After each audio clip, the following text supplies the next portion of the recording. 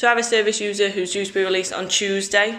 I'm currently working with him as he's going to be homeless on release. So basically the video blog will kind of film the ups and downs of what happens on his day of release and hopefully get him a positive outcome. So it's Tuesday morning today, this is when the service user is going to be released. Throughout this video blog, I'm going to call him Steve. Last week I was chasing up whether or not they had any vacancies, and they just advised that he had to attend on the day of his release. So I sent them an email this morning saying, Steve's going to be released today, please can you keep me updated if he makes contact with you, if he's accommodated, if you hear anything from him, just so kind of I know where he's at.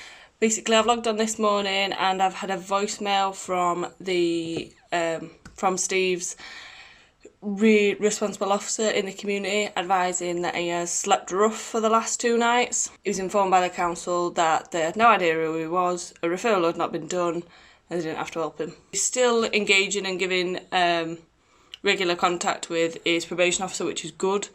So today I'm going to be tasked with trying to see whether or not I can get Stephen into some kind of accommodation moving forward, which obviously is slightly more difficult as he's now a little bit less easy to contact with him being in the community than he was when he was in custody. Basically what I've been told is that Steve made contact as he should have done, asked them for support, and council have advised that there has been an error with booking him in or booking him onto the system, saying that when he provided his name, date of birth, national insurance number or whatever, he did not flag up as somebody that they were planning on being released. So basically they made him up as a new person as though the referral had never been done, and therefore said that they didn't have the capacity to support him. So what they're going to do this afternoon is contact Steve and offer him some accommodation for tonight, obviously understanding that what's happened over the last 2 days has not been ideal in the slightest. It's not ideal, the situation that he's been released in at the moment, especially with coronavirus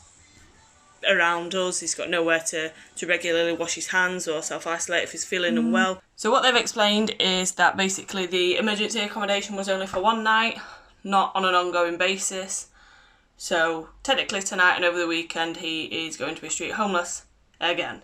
Just to highlight the weather and how bad it's been over the last couple of days, and there's still been no provisions available for him. I think first one of the things that I'm going to do is contact some already agencies that he's been referred to whilst he was in custody to see whether or not they've got any vacancies.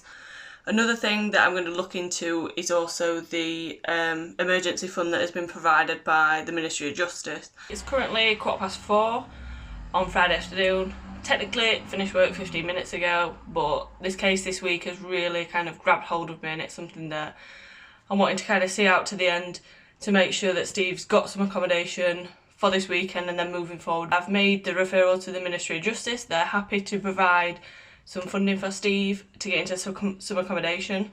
So at the moment some hotel accommodation has been temporarily booked, so booked on a provisional basis for Steve. We just need to clarify with his probation officer and himself that he's happy to reside there. The council have decided to provide him with accommodation on an ongoing basis in a hotel. The main thing at the end of the day is that this chap is not sleeping on the streets tonight or over the weekend or for any kind of period of time following that, and he's actually in some accommodation now and he can work to get into something little bit more stable, so into a council tenancy or supported accommodation if he needs that support. So all good.